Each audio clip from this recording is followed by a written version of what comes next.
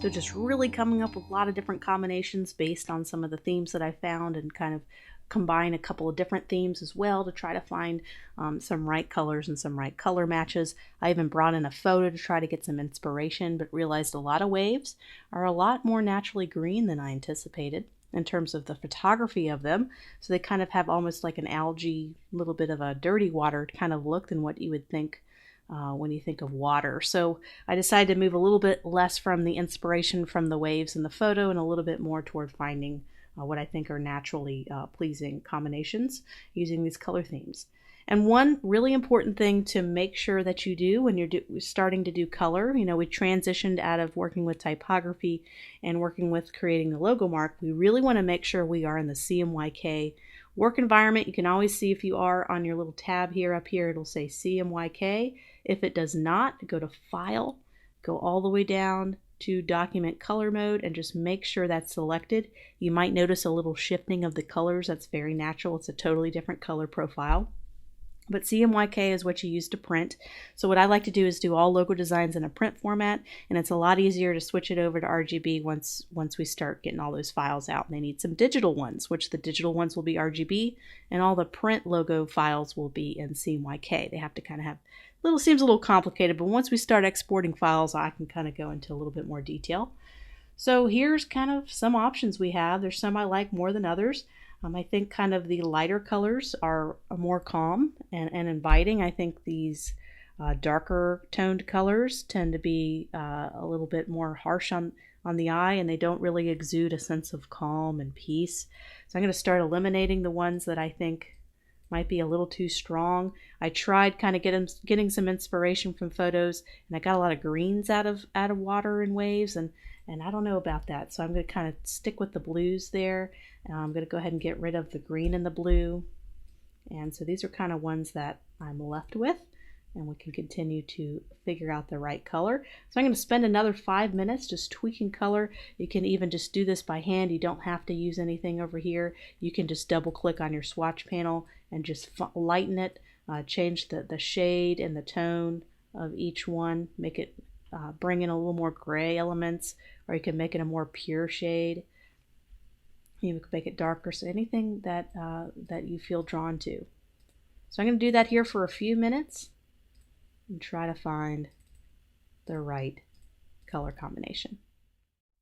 So when it comes to color and logos, sometimes what you find when you have this kind of elaborate, really strong logo mark, sometimes it's nice to have kind of a less dramatic typeface color. So for Pacific Com, for this bottom one, I decided to do a neutral gray, kind of a medium gray. Let me go ahead and double click that and show you. It's kind of right there in the middle.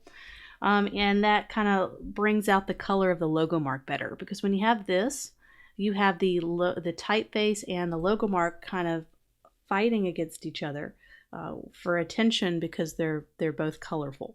So with this really helps the viewer kind of look at the wave or the crest of the wave a little bit more. So just kind of, that's my kind of thinking by maybe choosing this bottom choice as my final.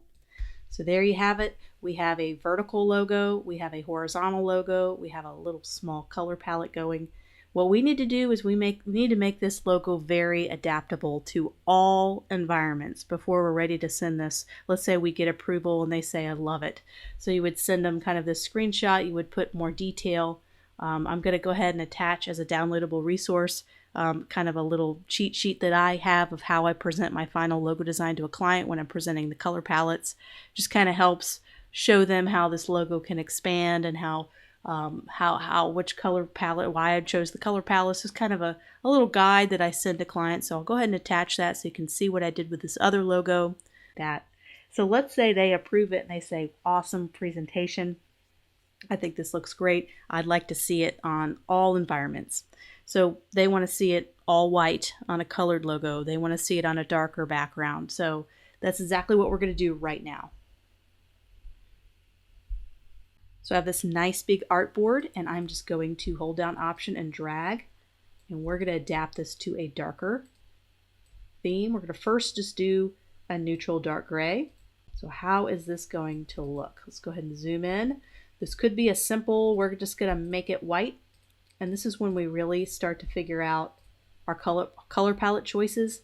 You know, are they going to translate really well in a dark background? And look at that. You can see how our color choices look really good on white, but on black, they look very muted. They look a little dull.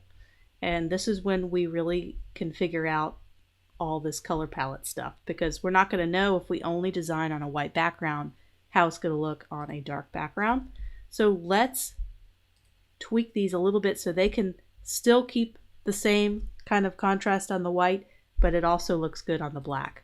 So it just might be just a little bit of tweaking, a little bit of lightening.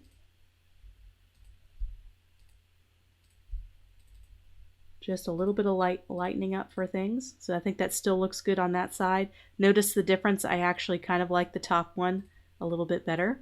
So I'm just going to adapt all these. And I think it looks a lot better on the dark background. So it's really great when you're doing color palette exploration to explore on both backgrounds. Please, please do, because it'll actually make you change the exact color shade quite a bit, just like we had to do. So there's kind of how it looks on a dark background. We can try a very colorful, we're going to start to think about branding. We're moving a little bit outside of the logo design and starting to think about branding. But that's natural for any logo designer. You might be the one doing the brand extension. I teach an awesome class where I take a brand, we create the logo for it just like we did here, but we keep going. We keep doing everything. We do a product design, we do flyers, we just do the whole brand extension.